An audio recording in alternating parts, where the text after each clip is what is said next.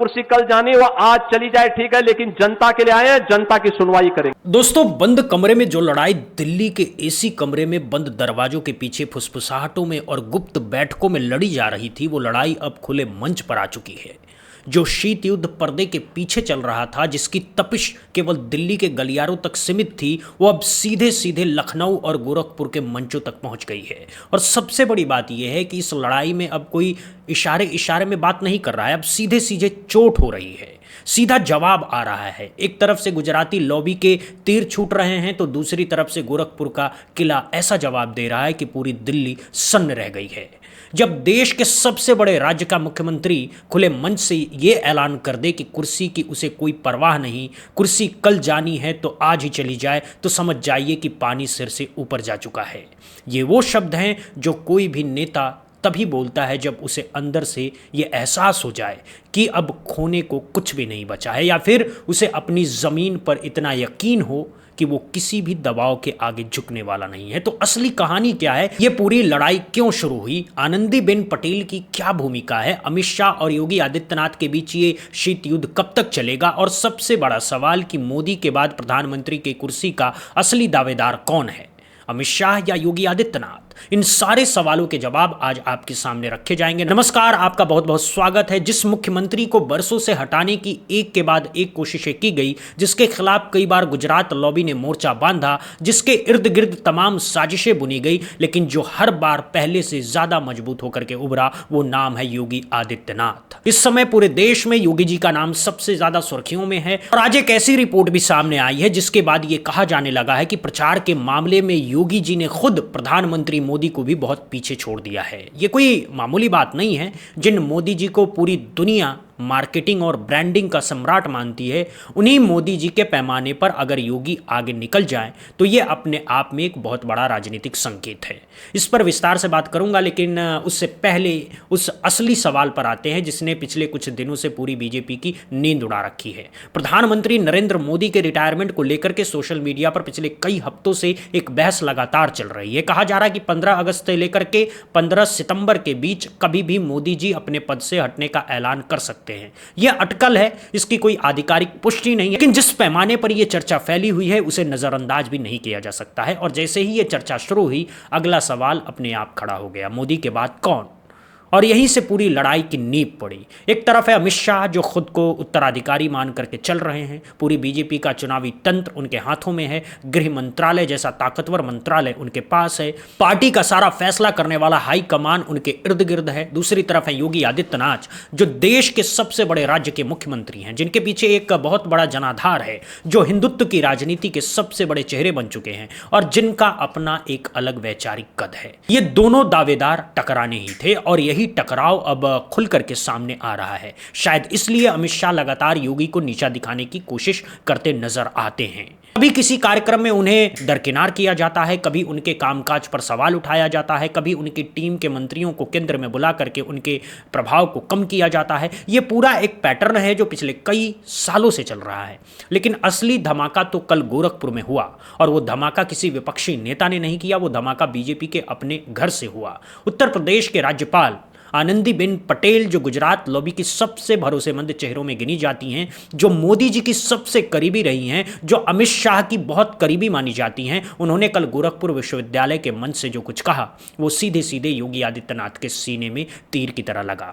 भरे मंच से आनंदीबेन ने गोरखपुर विश्वविद्यालय की पूरी पोल पट्टी खोल दी, सीएम सिटी की कमियां गिनाई, भ्रष्टाचार पर बात की, हॉस्टलों की दुर्दशा बताई, बच्चों को मिलने वाले खराब खाने का जिक्र किया, ड्रग्स तक की बात कर डाली। यह सब उस शहर के बारे में कहा गया जो योगी आदित्यनाथ का अपना गढ़ है, अपना मठ है, अपनी पहचान है। यानी दुश्मन के घर में घुसकर उसी के मंच पर, उसी की मौजूदगी में उसकी पूरी छवि की धज्जियां उड़ा दी गई। इसके बाद यह चर्चा तेज हो गई कि गुजरात लॉबी ने अब खुले तौर पर योगी को हटाने का अभियान शुरू कर दिया है, और यह बात कोई अचानक से नहीं आई है। विपक्ष तो पिछले कई सालों से इस बात को हवा देता रहा है कि योगी जी की कुर्सी छिनने वाली है, योगी को हटाया जाने वाला है। लेकिन जब यही बात अब बीजेपी के अपने ही घर से आती दिख रही है तो पूरे यूपी बीजेपी में हड़कंप मचना स्वाभाविक है। सरकार में हड़कंप मचना स्वाभाविक है। जब आनंदीबेन का वीडियो वायरल हुआ तो कहा जाता है कि खुद योगी भी हैरान रह गए। उन्हें भरोसा ही नहीं हुआ कि उनकी ही राज्यपाल भरे मंच से इस तरीके से पोल खोलेंगी। सबसे दिलचस्प बात यहाँ यह है कि जो भाषण आनंदीबेन ने पढ़ा, राजनीतिक हलकों में ये चर्चा है कि वो भाषण सीएमओ से नहीं बल्कि सीधे पीएमओ से लिख करके आया था। यानी दिल्ली से इशारा हुआ, स्क्रिप्ट दिल्ली में तैयार हुआ और उसे गोरखपुर के मंच पर पढ़वाया गया। नहीं तो सोचिए, डबल इंजन सरकार में एक राज्यपाल की इतनी हिम्मत कहाँ कि वो अपनी ही पार्टी के मुख्यमंत्री की सार्वजनिक रूप से आलोचना करे। ये हिम्मत यूं ही नहीं आती, इसके पीछे कहीं ना कहीं दिल्ली दरबार का इशारा साफ नजर आता है। लेकिन योगी आदित्यनाथ भी अब कोई नए खिलाड़ी नहीं है, वो समझ चुके हैं कि खेल क्या चल रहा है और खिलाड़ी कौन है। इसीलिए आज उन्होंने जो जवाब दिया वो सीधा और तीखा था। बिना किसी का नाम लिए उन्होंने पूरी गुजरात लॉबी को चुनौती दे डाली। सीधे सीधे ये कह डाला कि कुर्सी कल जानी है तो आज ही चली जाए। विकास के लिए सरकार के सामने विजन चाहिए, इसके लिए समय चाहिए। आप मुझे बताओ, जब आप मेहनत किए होंगे, घर से निकले होंगे, समय से आपने कार्य योजना बनाई, तभी भारी संख्या में लोग यहां पर आए, इस कार्यक्रम का हिस्सा बन पाए। पहले क्या 17 के पहले क्या मुख्यमंत्री नहीं होते थे क्या? गोविंद साहब धाम में क्या उनको फुर्सत नहीं थी क्या? पिछले दिनों मुझे सरवण धाम में आने का और शिव बाबा धाम में भी आने का अवसर प्राप्त हुआ था। तब क्यों नहीं आते थे? क्योंकि 17 के पहले मुख्यमंत्री को कहां फुर्सत थी, वो नोएडा नहीं जाते थे। लगता था कुर्सी खिसक जाएगी।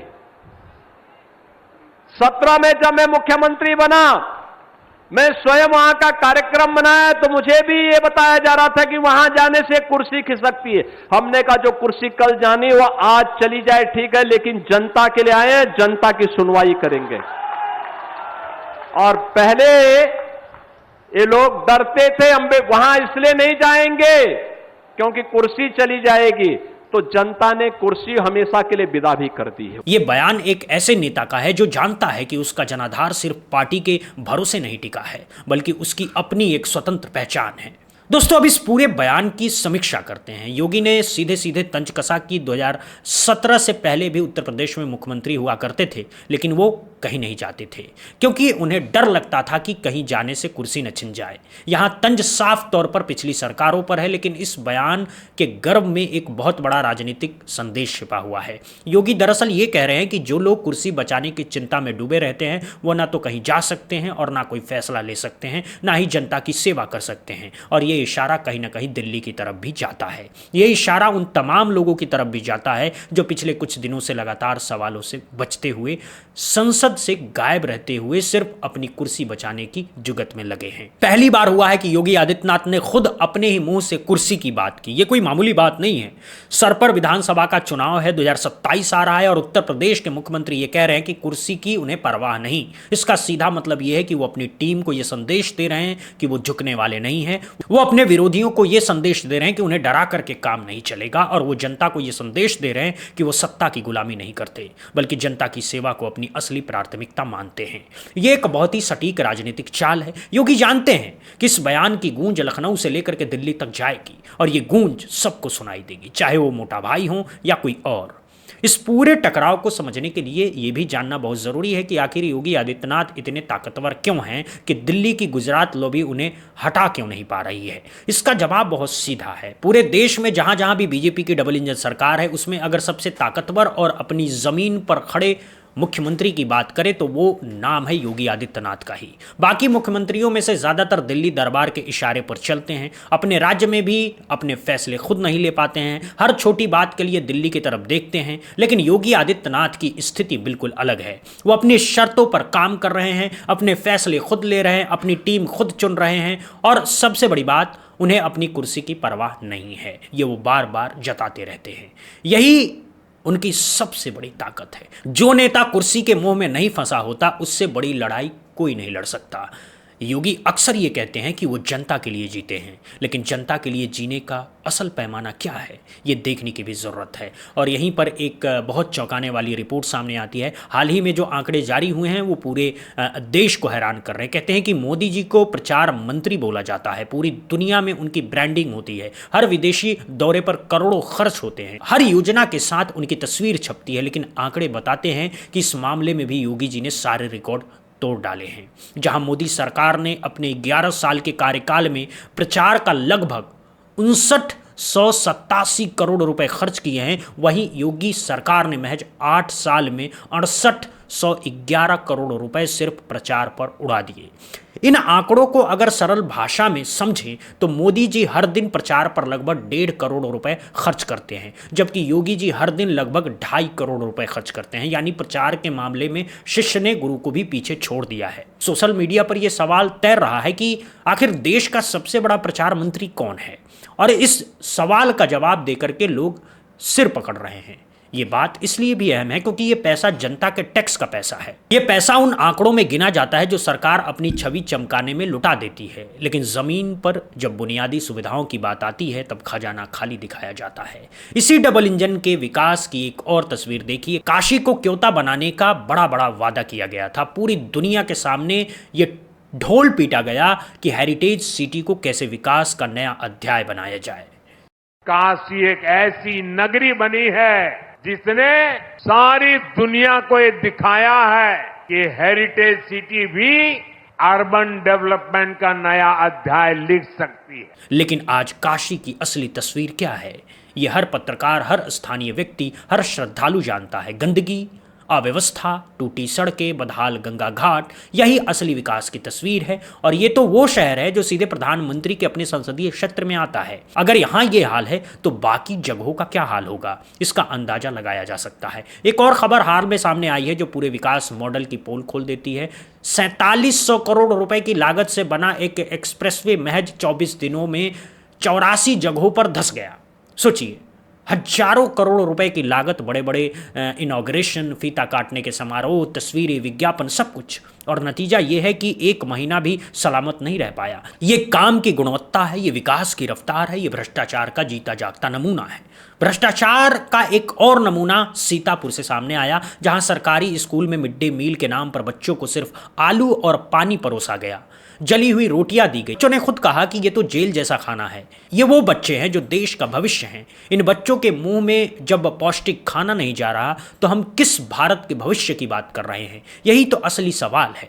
एक तरफ प्रचार पर 2.5 करोड़ रुपए रोज खर्च हो रहे हैं, दूसरी तरफ स्कूली बच्चों को 2 वक्त की पौष्टिक रोटी नहीं मिल पा रही है। ये कैसा संतुलन है? ये कैसी प्राथमिकता है? जनता के टैक्स का पैसा जहां खर्च होना चाहिए वहां नहीं हो रहा है, जहां नहीं होना चाहिए वहां बेतहाशा खर्च हो रहा है। शिक्षा पर बजट लगातार बट रहा है, स्वास्थ्य पर बजट लगातार सिकुड़ रहा है, लेकिन प्रचार का बजट लगातार फूल रहा है। यही असली सवाल है जो जनता को अब पूछना शुरू करना चाहिए। इसीलिए तो कहा जा रहा है कि डबल इंजन सरकार की जो गाड़ी है वो अब पूरी तरह से पटरी से उतर चुकी है, और इस पटरी से उतरी गाड़ी को अब जनता ज्यादा दिन तक बर्दाश्त नहीं करने वाली। इसीलिए तो अंदर ही अंदर घबराहट है, इसीलिए तो शीत युद्ध चल रहा है, इसीलिए तो एक दूसरे पर वार किया जा रहा है। जब कोई सरकार अपने ही अंदर लड़ने लगे तो समझ जाइए कि उसका पतन शुरू हो चुका है। अमित शाह लगातार अलग अलग तरीकों से योगी की टांग खींचने की कोशिश कर रहे हैं, कभी उनके मंत्रियों के जरिए, कभी राज्यपाल के जरिए, कभी पार्टी के अंदरूनी संगठन के जरिए, लेकिन योगी अब आर पार के मूड में हैं। ये बात उनके आज के बयान से बिल्कुल साफ हो गई है। जब कोई नेता खुले मंच से ये कह दे कि कुर्सी की परवाह नहीं, तो इसका मतलब ये होता है कि अब वो झुकने वाला नहीं है, अब वो पीछे हटने वाला नहीं है, अब वो हर लड़ाई लड़ने के लिए तैयार है। ये एक बहुत बड़ी राजनीतिक घोषणा है, भले ही इसे सीधे शब्दों में ना कहा गया हो। अब सबसे बड़ा सवाल ये है कि इस पूरे टकराव का नतीजा क्या निकलेगा। क्या गुजरात लॉबी योगी को हटाने में कामयाब हो पाएगी? क्या फिर योगी अपनी जमीन पर मजबूती से खड़े रह करके 2027 का चुनाव जीत करके एक बड़े दावेदार के रूप में उभरेंगे? क्या मोदी की रिटायरमेंट की जो अटकलें चल रही है वो सच होगी, और अगर हुई तो कुर्सी अमित शाह को जाएगी या योगी आदित्यनाथ को? ये सारे सवाल आने वाले कुछ महीनों में जवाब मांगेंगे। लेकिन एक बात तय है, ये लड़ाई पर्दे के पीछे नहीं रहेगी, ये लड़ाई अब जनता के सामने खुल करके लड़ी जाएगी। और जब कोई राजनीतिक लड़ाई जनता के सामने आ जाती है तो असली फैसला जनता के हाथ में चला जाता है। योगी को इस बात का पूरा एहसास है, इसीलिए वो अपनी हर रैली, हर सभा, हर कार्यक्रम में जनता से सीधा संवाद कर रहे हैं, अपनी छवि को गढ़ रहे हैं, अपने आधार को मजबूत कर रहे हैं। दूसरी तरफ अमित शाह और उनकी टीम दिल्ली की चौखट पर बैठ करके साजिशों की बुनाई में लगी है। अब आप ही बताइए, इस पूरी लड़ाई में असली जीत किसकी होगी? जो जनता के बीच जाकर के संवाद कर रहा है या जो बंद कमरों में साजिशें बुन रहा है? बहरहाल अभी के लिए इतना ही। आप लोग बताइए, आपकी नजर में देश का सबसे बड़ा प्रचार मंत्री कौन है? मोदी जी हैं या योगी जी? और आप क्या सोचते हैं, प्रधानमंत्री नरेंद्र मोदी का अगला राजनीतिक वारिस कौन बनेगा, योगी जी या शाह जी? अपनी राय कमेंट बॉक्स में जरूर लिखिएगा। हम अगले वीडियो में मिलते हैं एक और बड़े विश्लेषण के साथ। तब तक के लिए जय हिंद, जय भारत, वंदे मातरम।